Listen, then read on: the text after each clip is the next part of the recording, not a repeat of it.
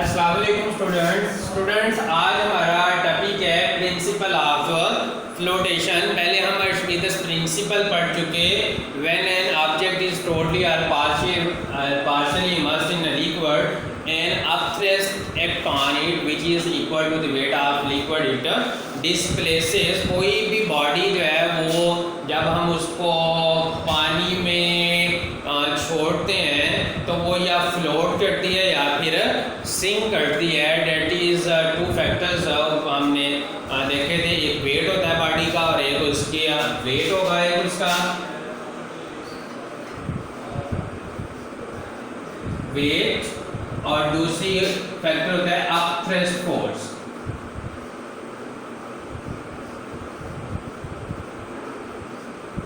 Weight body का जो है वो बॉडी को सिंक करवाना चाहता है,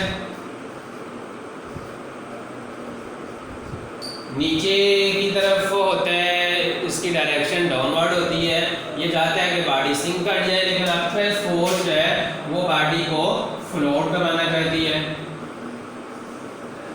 वो चाहती है कि बॉडी जो है वो तैरे।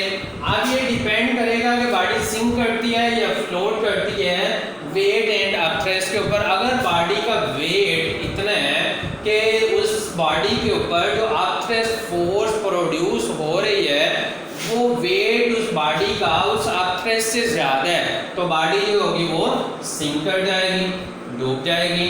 लेकिन अगर बॉडी को इस तरह से डिज़ाइन किया गया हो और उसका इस तरह से उसको डिज़ाइन करें कि उसकी जो अपथ्रस्ट फोर्स प्रोड्यूस हो वो ज़्यादा हो किससे, उसके वेट से, तो इस तरह से बॉडी जो होगी वो सिंक नहीं करेगी बल्कि वो फ्लोट करेगी।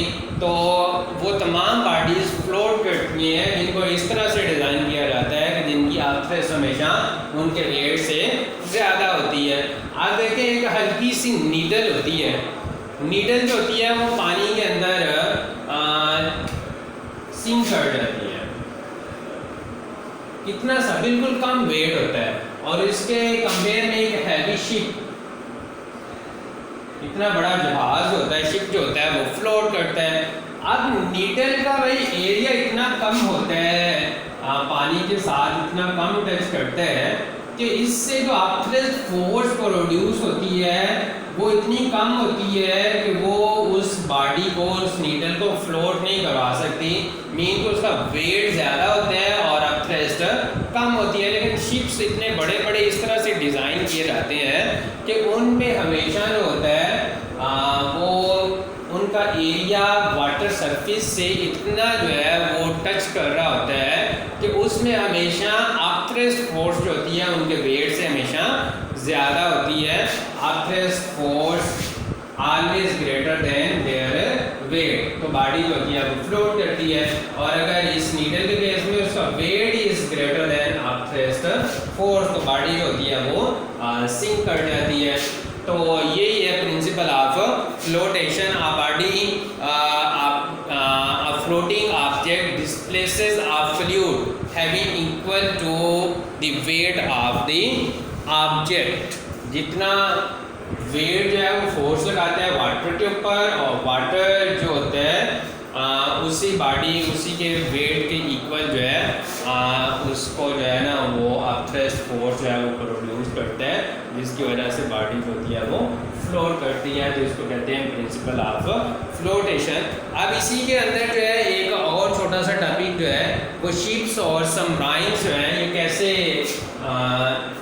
फ्लोट करते हैं वाटर के ऊपर हैवी। तो अभी मैं बता रहा था कि इनको इस तरह से जो है शिप्स की डिज़ाइनिंग इस तरह से की जाती है कि इनकी जो अपथ्रस्ट फोर्स वाटर प्रोड्यूस करता है वो हमेशा से उनके वेट से ज़्यादा होती है, जिसकी वजह से वो फ्लोट कर पड़ते हैं। लेकिन जो सबमराइन्स होते हैं इनमें ये एबिलिटी होती है कि ये फ्लोट भी कर सकते हैं और वाटर के अंदर वाटर सरफेस में ये जो है वो डाइव भी कर सकते हैं।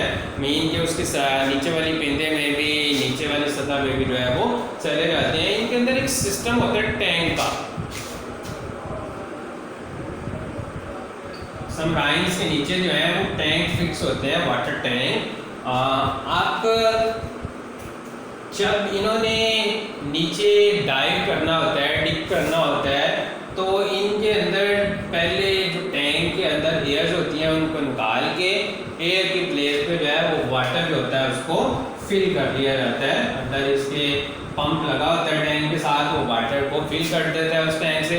जब वाटर फिल होता है तो वेट कम हो जाता है, उस वेट ज़्यादा हो जाता है और आपके फोर्स जो होती है वो कम हो जाती है।